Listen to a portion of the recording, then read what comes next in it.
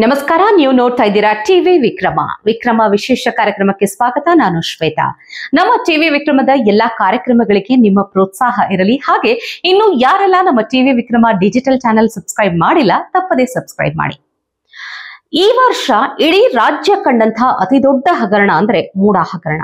ಸ್ವತಃ ಸಿಎಂ ಹಾಗೂ ಅವರ ಪತ್ನಿಯೇ ಮೇನ್ ಆರೋಪಿಗಳು. ಚುರುಮುರಿ ಬೆಲೆಗೆ ಮೈಸೂರಿನ ಪ್ರತಿಷ್ಠಿತ ಜಾಗದಲ್ಲಿ 14 ಸೈಟ್ ಪಡೆದ ವಿಚಾರ ಸಿದ್ದರಾಮಯ್ಯನವರ ನಿದ್ದೆಯನ್ನ ಕಸಿದಿತ್ತು. ಅವರ ವಿರುದ್ಧ ತನಿಖೆಗೆ ಸ್ನೇಹಮಯಿ ಕೃಷ್ಣ ಸಾಕಷ್ಟು ಒತ್ತಡ ಹಾಕಿದ್ದರು. ಸ್ನೇಹಮಯಿ ಕೃಷ್ಣ ಅವರ ಧ್ವನಿ ತಗ್ಗಿಸೋಕೆ ಅನೇಕ ಪ್ರಯತ್ನಗಳು ಕೂಡ ನಡೆದಿತ್ತು. ಈಗ ಇನ್ನೊಂದು ಗಂಭೀರ ಆರೋಪ ಸಿದ್ದರಾಮಯ್ಯನವರ ಮೇಲೆ ಬಂದಿದೆ. ಅದೇನು ಅಂತಂದ್ರೆ, ಇದೊಂದು ಕೇಸ್ ವಾಪಸ್ ತಗೊಳ್ಳಿ ಅಂತ ಭಾರಿ ಮೊತ್ತದ ಹಣವನ್ನ ಆಮಿಷ ಒಡ್ಡಿದ್ದಾರೆ ಅನ್ನೋದು. ಸಿಎಂ ಪತ್ನಿ ಪಾರ್ವತಿ ಇದಾರಲ್ಲ, ಅವರ ಆಪ್ತ ಸಹಾಯಕನೊಬ್ಬ ಸ್ನೇಹಮಯಿ ಕೃಷ್ಣ ಅವರನ್ನ ಸಂಪರ್ಕ ಮಾಡಿದ್ದಾರೆ. ಮೂಡ ಕೇಸ್ ವಾಪಸ್ ತಗೊಂಡ್ರೆ ದೊಡ್ಡ ಮೊತ್ತವನ್ನ ಕೊಡೋದಾಗಿ ಹೇಳಿದ್ದಾರೆ. ತಮಗೆ ಕೋಟಿ ಹಣದ ಆಮಿಷ ಒಡ್ಡಲಾಗಿದೆ ಅಂತ ದೂರುದಾರ ಸ್ನೇಹಮಯಿ ಕೃಷ್ಣ ಗಂಭೀರ ಆರೋಪ ಮಾಡಿದ್ದಾರೆ. ಪ್ರಕರಣವನ್ನ ಸಿಬಿಐ ತನಿಖೆಗೆ ಒಳಪಡಿಸೋಕೆ ಕೃಷ್ಣ ಅವರು ಒಂದು ಅರ್ಜಿಯನ್ನ ರೆಡಿ ಮಾಡಿದ್ರು. ಇದು ಇಲ್ಲಿನ ತನಿಖೆಯಲ್ಲಿ ಬಗೆಹರಿಯೋದಿಲ್ಲ ಅನ್ನೋದನ್ನ ಅನೇಕ ಸಲ ಹೇಳಿದ್ರು ಕೂಡ. ಯಾಕೆಂದ್ರೆ ಕೇಸ್ ಇರೋದು ರಾಜ್ಯದ ಪವರ್ಫುಲ್ ವ್ಯಕ್ತಿಯ ಮೇಲೆ ತಾನೆ. ಅವರ ಪ್ರಭಾವ ತುಂಬಾನೇ ಇದ್ದೇ ಇರುತ್ತೆ. ಹೀಗಾಗಿ ಸಿಬಿಐಗೆ ಹಾಕೋಕೆ ರೆಡಿ ಇರೋ ಅರ್ಜಿಯನ್ನ ವಾಪಸ್ ಪಡೆಯೋಕೆ ಹಣದ ಆಮಿಷ ನೀಡಲಾಗಿದೆ. ಇದೊಂದು ಆಮಿಷದ ವಿಚಾರದಲ್ಲಿ ಸಿದ್ದರಾಮಯ್ಯನವರ ಪತ್ನಿಯ ಆಪ್ತ ಮಾತ್ರ ಅಲ್ಲ, ಒಂದು ವಾಹಿನಿಯ ಪತ್ರಕರ್ತನೂ ಇರೋದು ಬೆಳಕಿಗೆ ಬಂದಿದೆ. ಆ ಜರ್ನಲಿಸ್ಟ್ ಸ್ನೇಹಮಯಿ ಕೃಷ್ಣ ಅವರೊಂದಿಗೆ ವ್ಯವಹಾರ ಕುದುರಿಸೋಕೆ ಯತ್ನಿಸಿದ್ರಂತೆ. ಆದ್ರೆ ಇದಕ್ಕೆ ಸ್ನೇಹಮಯಿ ಕೃಷ್ಣ ಒಪ್ಪಿಲ್ಲ. ಬಟ್ ಅದೊಂದು ಅರ್ಜಿಯನ್ನ ವಾಪಸ್ ಪಡಿಲೇಬೇಕು ಅನ್ನೋ ಪ್ರೆಷರ್ ಇದ್ದೇ ಇರುತ್ತಲ್ಲ. ಯಾವಾಗ ಸ್ನೇಹಮಯಿ ಕೃಷ್ಣ ಡೀಲಿಗೆ ರೆಡ್ ಸಿಗ್ನಲ್ ಕೊಟ್ರೋ ಆಗ ಅವರ ಪತ್ನಿ ಹಾಗೂ ಮಗನ ಕಡೆಯಿಂದಲೂ ಒತ್ತಡ ಹಾಕಿಸಲು ಯತ್ನಿಸಲಾಗಿದೆ ಎಂಬ ಗಂಭೀರ ಆರೋಪ ಕೇಳಿ ಬಂದಿದೆ.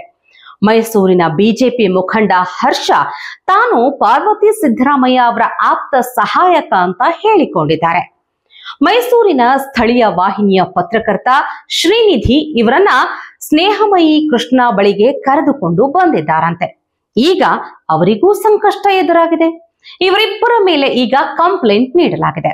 ಸಿಸಿಟಿವಿ ದೃಶ್ಯಗಳು, ಫೋನ್ ಕಾಲ್ಗಳು ಸೇರಿದಂತೆ ಅನೇಕ ಸಾಕ್ಷಿಯನ್ನ ಕೂಡ ನೀಡಿದ್ದಾರೆ. ಹಾಗಾದ್ರೆ ಅಸಲಿಗೆ ಆಗಿದ್ದೇನು? ಡಿಸೆಂಬರ್ 13ರಂದು ಮೈಸೂರು ನಗರಾಭಿವೃದ್ಧಿ ಪ್ರಾಧಿಕಾರದ ಬಳಿ ಸ್ನೇಹಮಯಿ ಕೃಷ್ಣ ಹೋಗಿದ್ರು. ಅವರು ಬರೋದನ್ನೇ ಈ ಇಬ್ಬರು ಕಾಯ್ತಾ ಇದ್ರು.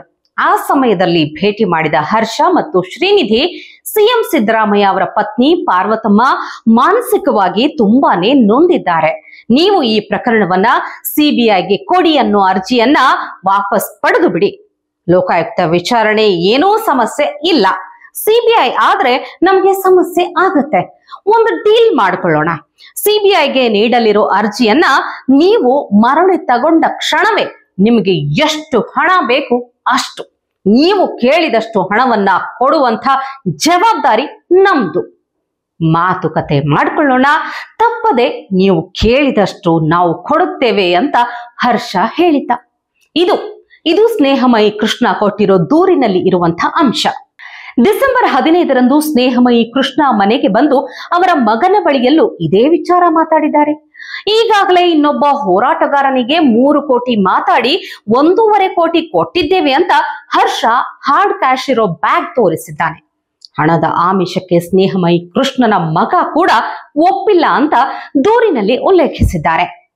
ಸಿಎಂ ಸಿದ್ದರಾಮಯ್ಯ ಮೂಡಾದಿಂದ ತಪ್ಪಿಸಿಕೊಳ್ಳೋಕೆ ಇನ್ನಿಲ್ಲದ ಯತ್ನವನ್ನ ಮಾಡ್ತಾ ಇದ್ದಾರೆ. ವಾಮ ಮಾರ್ಗದಿಂದ ದೂರುದಾರನ ಮನ ಓಲೈಕೆಗೆ ಮುಂದಾಗಿದ್ದಾರೆ. ಆದ್ರೆ ಸ್ನೇಹಮಯಿ ಕೃಷ್ಣ ಈ ಕೇಸನ್ನ ಬಿಡೋ ಮಾತೇ ಇಲ್ಲ ಅಂದಿದ್ದಾರೆ. ಮುಂದೇನಾಗತ್ತೆ ಕಾದು ನೋಡ್ಬೇಕು. ಟಿವಿ ವಿಕ್ರಮ, ದೇಶ ನಿಮ್ಮ ಕೈಯಲ್ಲಿ. ಈ ಕಾರ್ಯಕ್ರಮ ನಿಮಗೆ ಇಷ್ಟ ಆಗಿದ್ದಲ್ಲಿ ಲೈಕ್, ಶೇರ್ ಹಾಗೂ ಕಮೆಂಟ್ ಮಾಡಿ. ಟಿವಿ ವಿಕ್ರಮದ ಕಾರ್ಯಕ್ರಮಗಳನ್ನು ನಿರಂತರವಾಗಿ ವೀಕ್ಷಿಸಲು ಸಬ್ಸ್ಕ್ರೈಬ್ ಮಾಡಿ, ಬೆಲ್ ಐಕನ್ ಒತ್ತಿ.